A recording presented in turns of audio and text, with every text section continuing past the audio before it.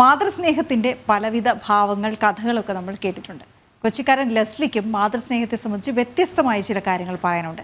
ലെസ്ലിയുടെ മാതാവ് റോസക്കുട്ടി മരിച്ചിട്ട് 30 വർഷമായി. മാതാവിൻ്റെ മരണശേഷം ലെസ്ലിയുടെ ജീവിതത്തിനും ചില പ്രത്യേകതകളുണ്ട്. ലെസ്ലിയുടെ ജീവിതചര്യകളിലെ ആ സവിശേഷ കാഴ്ചകളിലേക്കാണ് നമ്മൾ പോകുന്നത്.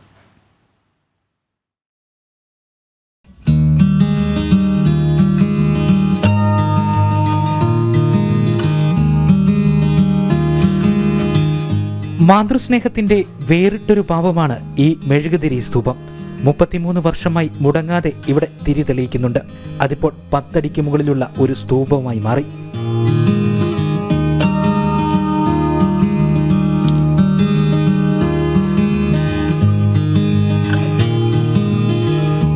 ഇത് ലെസ്ലി, 80 വയസ്സ് പ്രായമുണ്ട്. ഇദ്ദേഹത്തിന്റെ ഒരു ദിനം ആരംഭിക്കുന്നത് എറണാകുളം സെന്റ് ഫ്രാൻസിസ് അസീസി പള്ളിമുറ്റത്തു നിന്നുമാണ്. വെളുപ്പിനെ 5 മണിക്ക് ഇവിടെയുള്ള തന്റെ മാതാവ് റോസക്കുട്ടിയുടെ കല്ലറയിലേക്ക് ഇദ്ദേഹം എത്തും.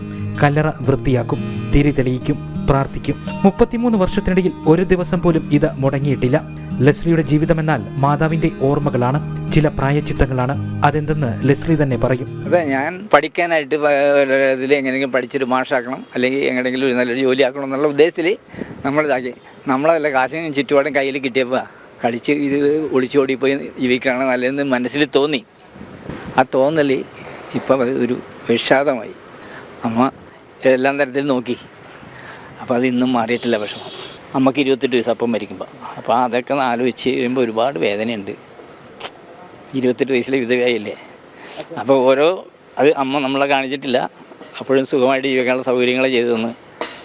അപ്പോൾ അത്രയും സ്നേഹിച്ച അത് നമുക്ക് നമുക്കറിയില്ല, ചെറുപ്പമല്ലേ. അതുകൊണ്ട് ഇങ്ങനെയൊക്കെ ഒടിച്ചോടിയും പിടിച്ചോടിയും കാണിച്ച്. അപ്പോൾ അങ്ങനെ കാണിച്ചതിൻ്റെ വിഷമമാണ് ഇന്നിവിടെ.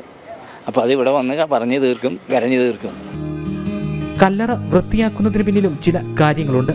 പന്നത് അമ്മ വീടിൻ്റെ പരിസരമൊക്കെ അടിച്ചിടുവേ. അതേപോലെ ഞാൻ ഈ ഫ്രണ്ടും ബാക്കൊക്കെ 1 കൊല്ലമായിട്ട് ഞാനത് ഏറ്റെടുത്ത് അടിച്ചും തൂത്തൊക്കെ ഇടിയാണ്.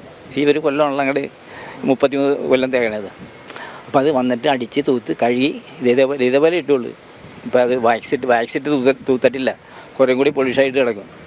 അപ്പം അങ്ങനെ വൃത്തിയായിട്ട് 33 വർഷമായി ഞാനത് ചെയ്യണം. അങ്ങനെയെങ്കിലും ഒരു മാനസാന്തരം, ഒരു മോക്ഷം ഉണ്ടെന്ന് പറയില്ല, അമ്മയ്ക്കൊരു മോക്ഷം കിട്ടട്ടെ എന്ന് വിചാരിച്ച് അത് തുടർന്നുകൊണ്ടിരിക്കുകയാണ് ഇപ്പോഴും. മരണാനന്തരവും മകനിലൂടെ ജീവിക്കുകയാണ് റോസക്കുട്ടി. മകൻ ലെസ്ലിയുടെ ദൈനംദിന ജീവിതത്തിൽ മാതാവ് റോസക്കുട്ടിയുമുണ്ട്.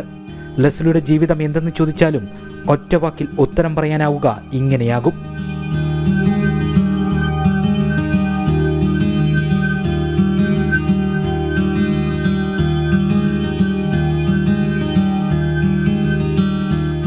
ക്യാമറമാൻ VM മനുകൃഷ്ണയ്ക്കൊപ്പം മിഥുൻ മുരളി, ജനം, കൊച്ചി.